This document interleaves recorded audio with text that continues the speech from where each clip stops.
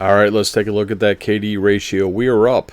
We are up to 2.213. The reason why we're up is I've been playing a lot of casual because the majority of my time has actually gone into making this and the previous video and how the CIA is manipulating the news media and creating a propaganda message that is repeated on every single solitary news channel. This video is actually on the second part of a two-prong attack against the American people and the reality that we experience. This one are the echo chambers and social media and how it is shaping the American mind.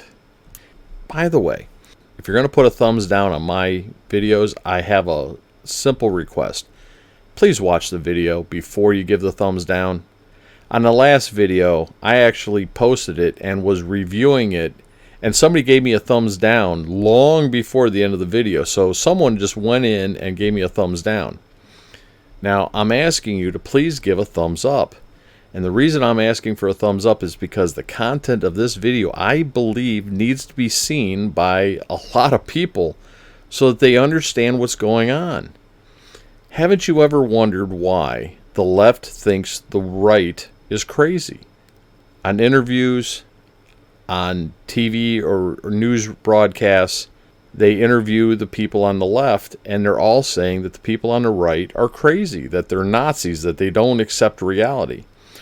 And then when they interview those on the right, they say that the left is crazy and that they don't understand the truth and that their reality is somehow not connected to fact. This video answers that question. Seriously, if you watch this video, at the end of the video, if you're paying attention, you will understand why we have a society that is so divided.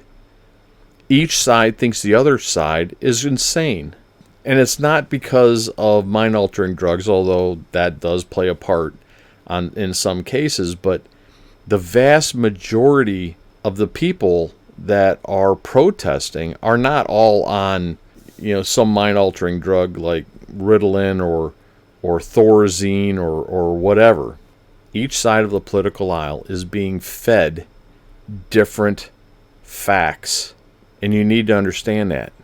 The people who follow leftist social media postings or outlets and live in blue states are given a different set of facts, quote-unquote facts, than those on the right that live in a red state. This is by design, and you need to watch this video to understand it. Please don't just watch this introduction and disconnect. Watch the video. Understand what is going on in this country. This is by design, and it is destroying this country. A democracy, even though we are a constitutional republic, every democracy in existence is when two sides of differing opinions talk to each other and reach a compromise. That is by definition a democracy.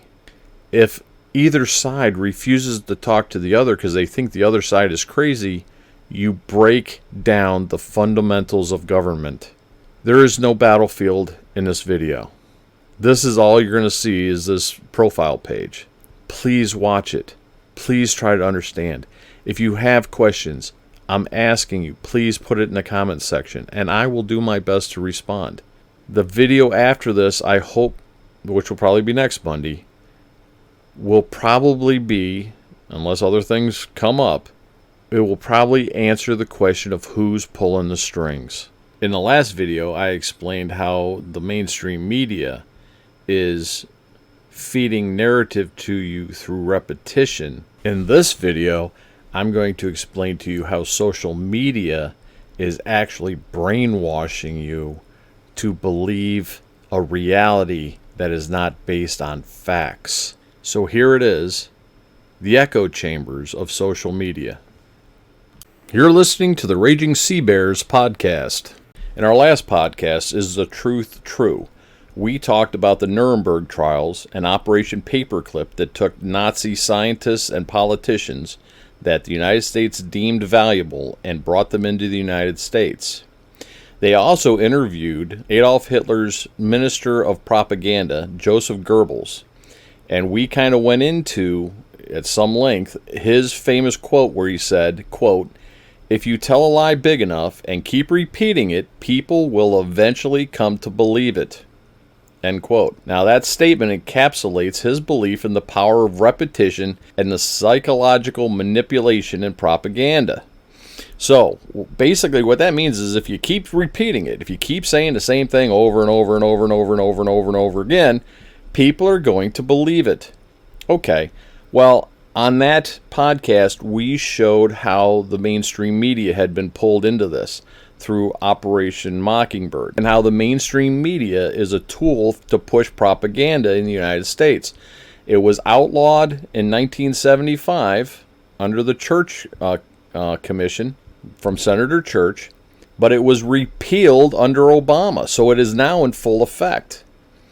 So from there, we need to dig into what I think is the second part of this two-step plan on controlling the American population. Step one, you have to, by the way, this is straight out of the book, The Rise and Fall of the Third Reich. It's in chapter 8. Control the media and control the news sources to a person, okay? So step one, Operation Mockingbird, started in 1953. Ironically, same year, 1953, Operation MK Ultra came on the scene. MK Ultra has been portrayed in a lot of movies, kind of shown as a conspiracy theory. Well, let me tell you, no, it was not a conspiracy theory. It was true.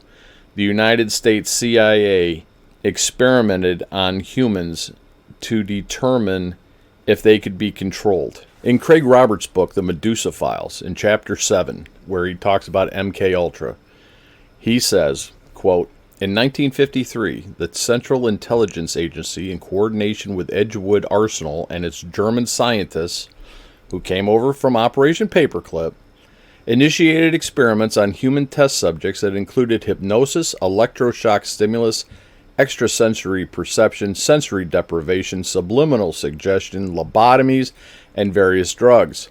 Of the drugs, those that came under the greatest scrutiny were the same hallucinogens and stimulants that found their way onto the streets of America during the late 1950s and early 1960s.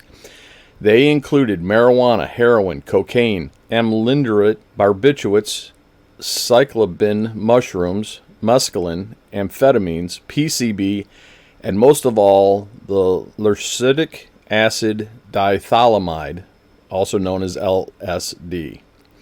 The CIA also experimented with thorazine, seconal, nembutol, veronal, phenerigen. Okay? All of these were an attempt for mind control.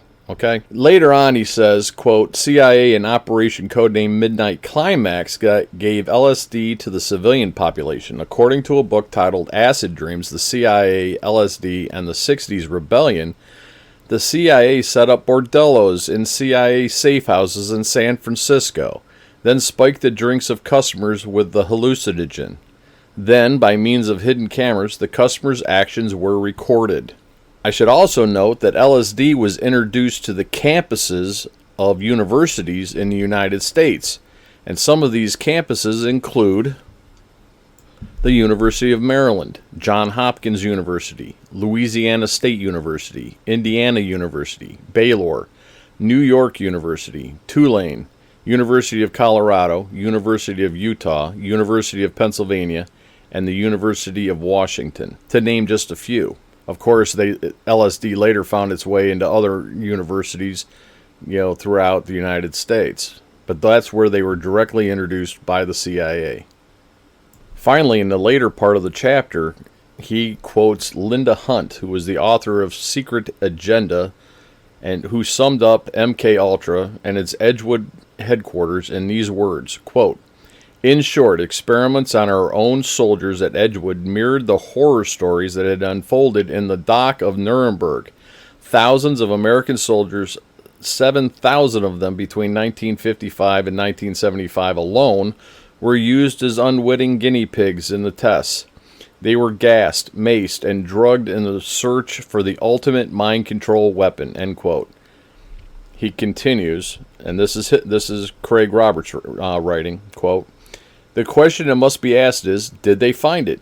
According to some researchers, they did. Some theorists believe that selected field operatives and contract agents were programmed by the CIA to accomplish certain dangerous, possibly suicidal objectives.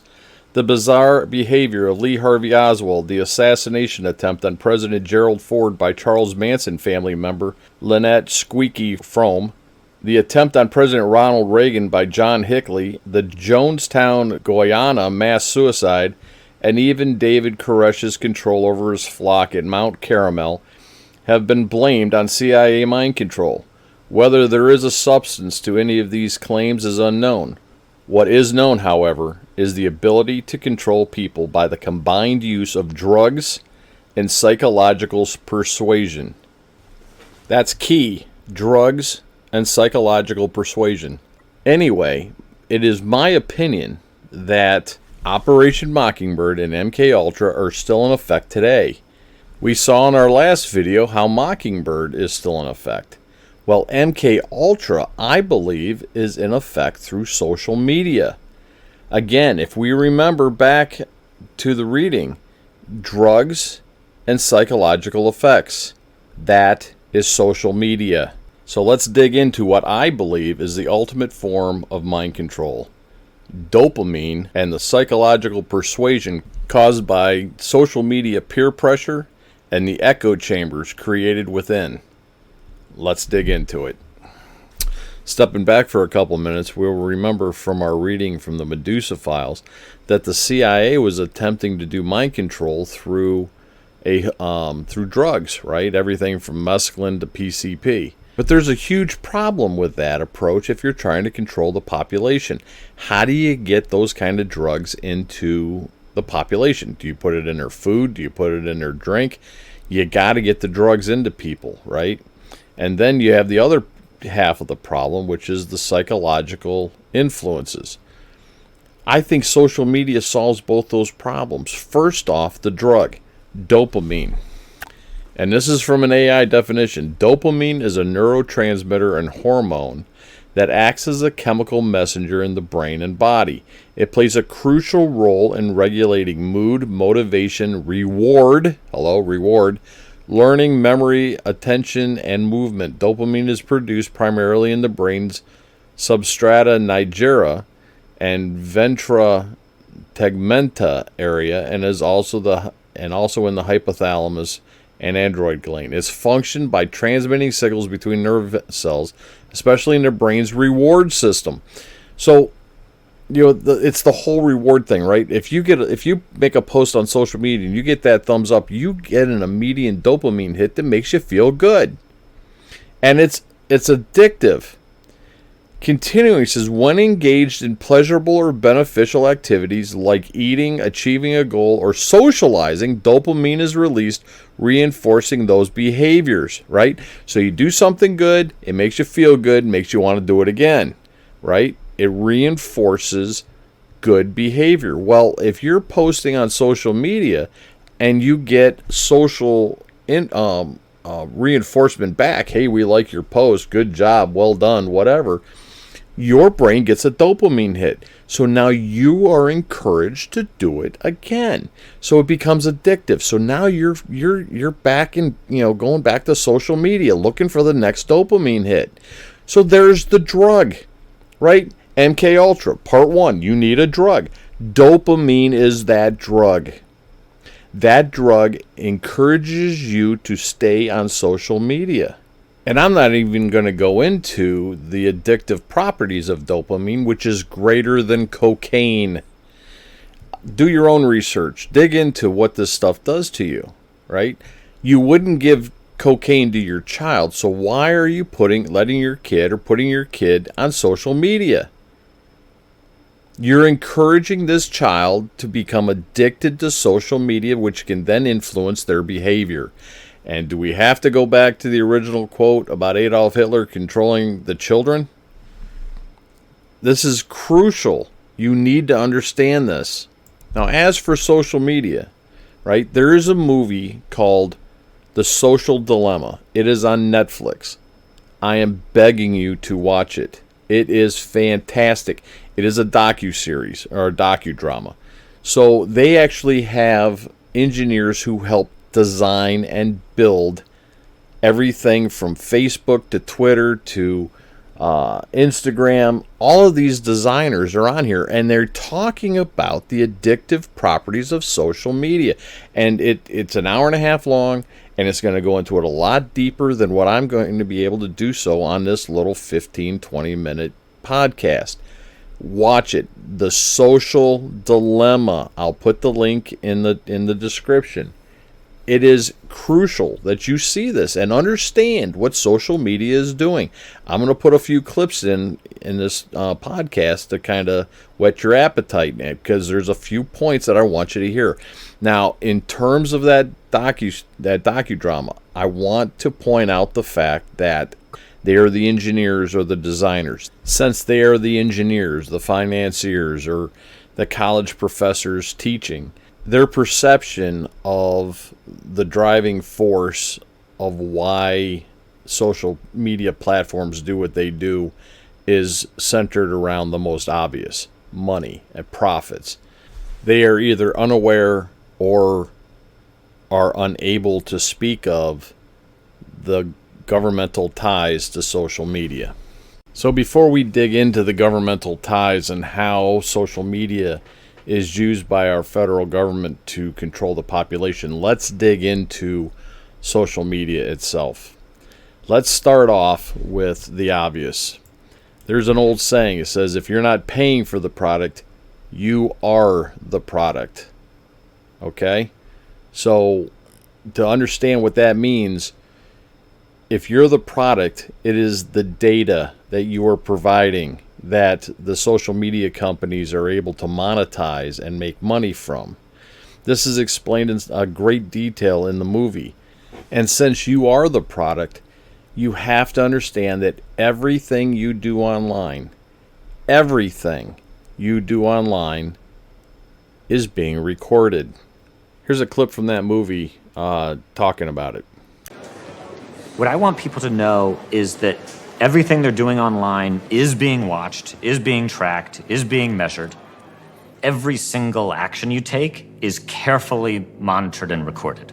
Exactly what image you stop and look at, for how long you look at it. Oh yeah, seriously, for how long you look at it. And if you think you're being protected by VPN, it depends on what browser you're using. If you're using a Chrome browser, everything you do, including the pictures you look at, are fed back to Google regardless of VPN.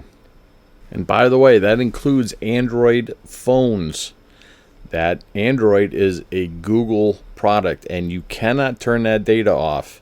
There are videos online showing the data feeds that are feeding from Android phones back to Google regardless of settings, because Google wrote that browser and that operating system for your phone to feed them data, because that's how they make money. They know when people are lonely, they know when people are depressed, they know when people are looking at photos of your ex-romantic partners, they know what you're doing late at night, they know the entire thing.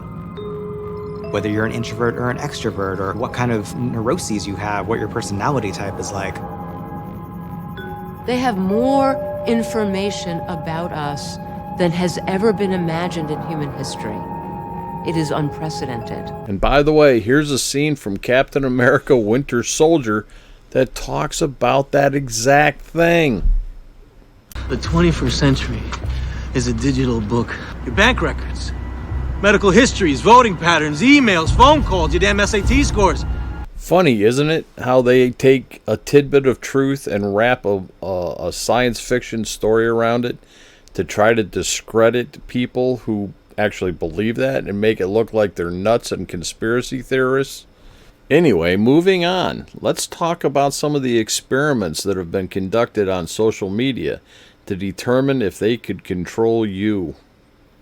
Companies like Google and Facebook would roll out lots of little tiny experiments they were constantly doing on users. And over time, by running these constant experiments, you develop the most optimal way to get users to do what you want them to do. It's manipulation. Not just on manipulation, they also conducted experiments to see if they could predict your reactions to a given stimuli. One of which occurred in 2012 with Facebook. They experimented on 689,003 users without their knowledge to determine if it were possible to control your emotions. And not just emotions, they wanted to be able to experiment to determine if they could predict your reactions to a given stimuli. So I'm going to give an example. If I were to poke you in the arm repeatedly, nonstop, poke, poke, poke, poke, poke, poke, it's going to elicit a response. You're either going to move away from my finger, you're going to tell me to knock it off, you're going to hit me, whatever. There's a finite number of responses that you would have to me poking you in the shoulder. Facebook's experiments determined that within a 93% certainty that Facebook could predict your reactions to a given stimuli. Now, I want you to think about that for a minute. And this is all from the information that you have provided with your thumbs up, the videos you watch, the content you read, whatever. They can determine with a 93% certainty how you will react to a given stimuli. If they can figure that out, how hard would it be to determine what stimuli they need to feed you to steer you in the direction they want you to go? Facebook conducted what they called massive scale contagion experiments. How do we use subliminal cues on the Facebook pages to get more people to go vote in the midterm elections? And they discovered that they were able to do that. One thing they concluded is that we now know we can affect real world behavior and emotions without ever triggering the user's awareness. They are completely clueless. So if they can manipulate you to go vote and they know how you're going to react to a given stimuli, how hard will it be for them to manipulate who you vote for? The future elections in this country, to me, are in question until we can get this locked down.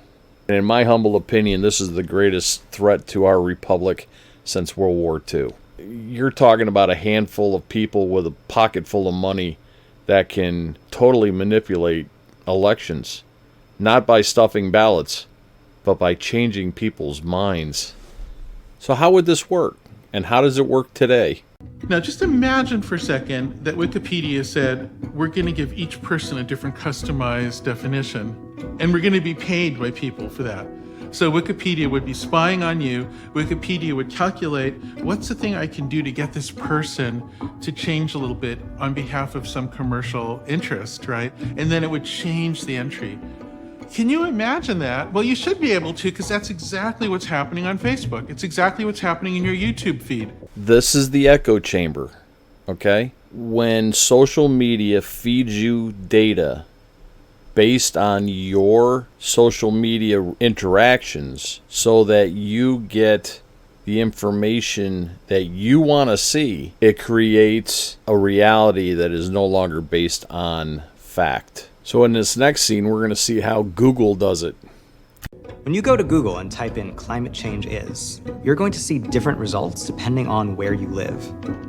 In certain cities, you're going to see it autocomplete with climate change is a hoax. In other cases, you're going to see climate change is causing the destruction of nature. And that's a function not of what the truth is about climate change, but about where you happen to be Googling from and the particular things that Google knows about your interests. Did you get that? Google feeds you the data that you want to see based on your personal interactions and from the geographic position that you are asking from. This is no longer truth, okay? It is feeding you what you want to hear. Even two friends who are so close to each other, who have almost the exact same set of friends, they think, I'm going to news feeds on Facebook, I'll see the exact same set of updates. But it's not like that at all. They see completely different worlds because they're based on these computers calculating what's perfect for each of them. This is why there are protesters in blue states that have a different reality than what the people in the red states have. It is why each side looks at the other wondering what the hell's wrong with them. What are they on? It isn't that they are on any type of drugs. It is that social media platforms has altered each person's reality based on what state they're in and their social media interactions. The way to think about it is it's 2.7 billion Truman shows. Each person has their own reality with their own facts. When everybody has their own set of facts, we will never agree on what is reality. Why do you think that Truman has never come close to discovering the true nature of his world until now? We accept the reality of the world with which we're presented. It's as simple as that. Perception is everything. I've told that to my children. How we perceive the world, how we are perceived by the world, is 90% of reality. And if we are fed data that changes our perception based on supposition rather than fact, our reality is going to be skewed, and our perception of reality will not reflect the truth. Over time, you have the false sense that everyone agrees with you because everyone in your newsfeed sounds just like you.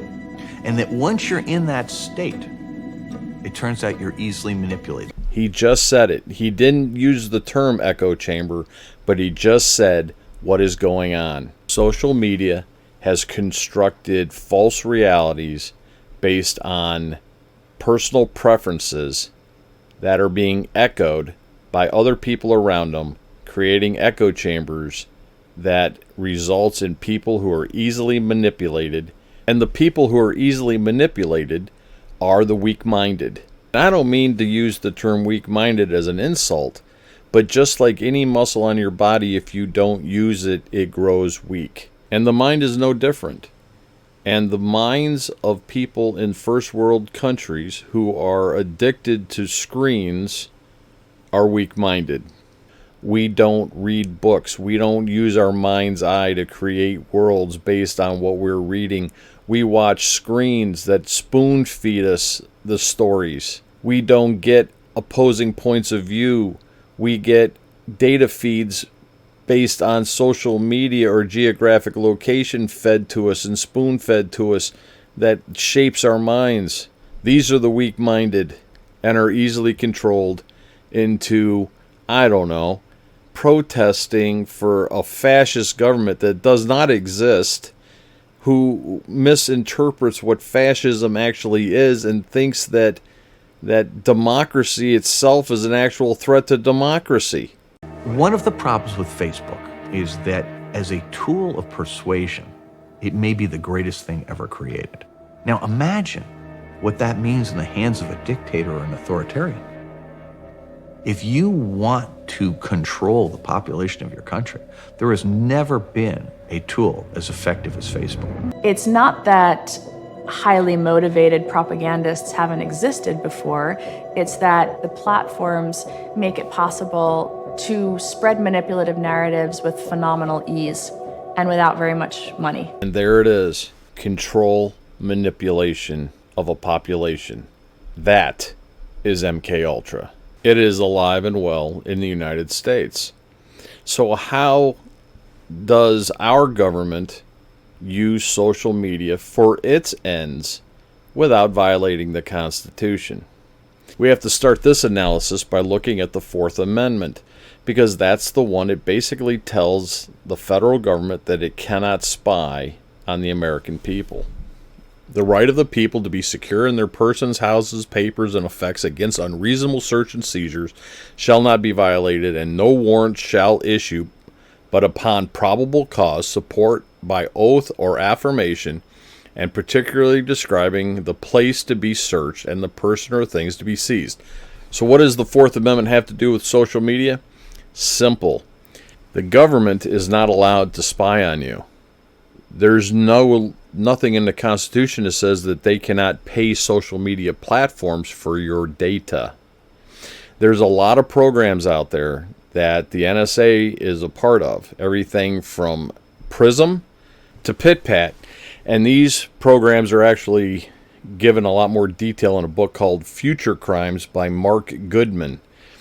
And he talks about what they do. Prism was the program that Edward Snowden disclosed to the world back in 2013 and shocked the world about the depth of knowledge that the NSA was gleaning from the world. So we need to step back and take a look at what is Prism. Prism is basically Big Brother. Prism is the universal source of all data online. So a user at the NSA wants to know about you. So they'll type in your social security number or your name, whatever, your identifying information. And Prism will scour the internet. It'll go on Facebook. It'll go on Twitter. It'll go on Instagram. It'll go on Pinterest. It'll go on Google. It'll go on Apple.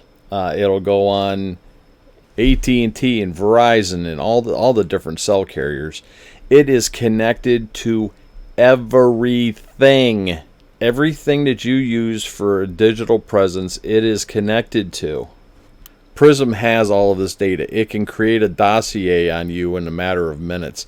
It'll produce every photo, every text message that you've ever taken or typed on your phone.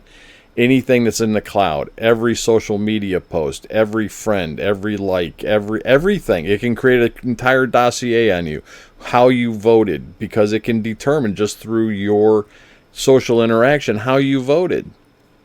It can create an entire dossier on you. To me, this is amount of data. I mean, this would make, the Nazi SD, like orgasmically happy. This makes the Gestapo looks like a bunch of kindergarten kids. The federal government has access of data on the population of the United States to the depth never before known in the history of man. And that's just one program. PitPat is actually tied into every closed caption camera in the United States. You think those cameras on the freeway are for traffic control or traffic monitoring? Through PitPat, they can actually identify you through facial recognition provided by you because you identified people on Facebook. Hey, this is my friend Doug. Or through your own phone with Face ID. You volunteer your biometric data that is fed up to these companies that are in cahoots with the federal government and feed straight into the NSA. Voluntarily. Did you ever read the end user licensing agreement on these things? It'll put gray hair on your head, right? So through your own photos, through your identifying of other people, Facebook has provided all of the facial recognition data back to the NSA. So these cameras will then identify you, and it'll actually create a little bubble over your head like in the comic books. And the user taps the bubble or clicks the bubble, and what it does is it tie back into Prism and provide a complete dossier on who you are and what you're likely doing. And it's totally legit. It is totally constitutional because the government itself is not spying on you. It's just buying data. So, when we take what social media does and apply it to the government involvement in social media, we have a mind control device and monitoring system and a spying system on the American public that is absolutely unheard of in the history of man. Now, Prism needs data feeds, so where does it get it from? Prism gets its data feeds from social media, and in exchange, the federal government strokes these big fat checks to Facebook, Twitter, Instagram, which is part of Facebook, YouTube, etc.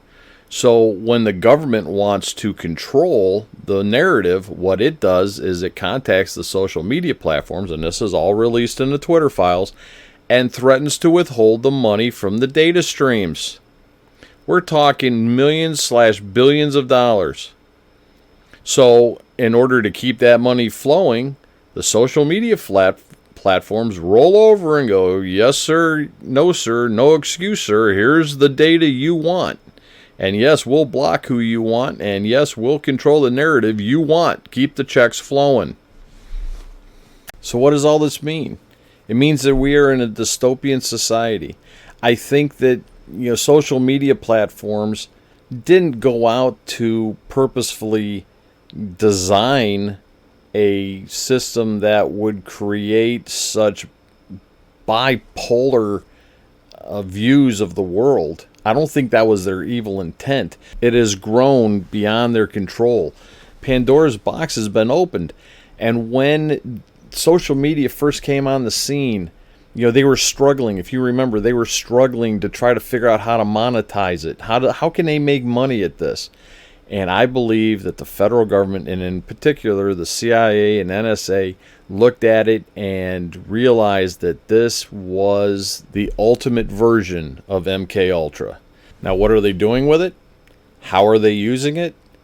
That's another conversation for another video, because this one is already gone extremely long. I feel that I have proved that Operation Mockingbird is still alive and well with the last video, and I feel that I have proven my point that MK Ultra is alive and well through the various social media platforms and search engines like Google. And it's being fed back to the federal government, and the federal government is using it to control and manipulate people. The end goal, that's one where you're going to really have to sit down and put on your thinking caps and really stretch your mind beyond what you have been spoon-fed, because the odds are you probably won't believe me. But what can you do in the meantime to either protect yourself or try to solve this problem? 1, get off social media. 2, use an alternate search engine than Google. I personally use either DuckDuckGo or I use Brave search engine. Now, Brave is a web browser that's built on Chrome, but they yanked out all of the tracking crap so it doesn't feed my data back to Google.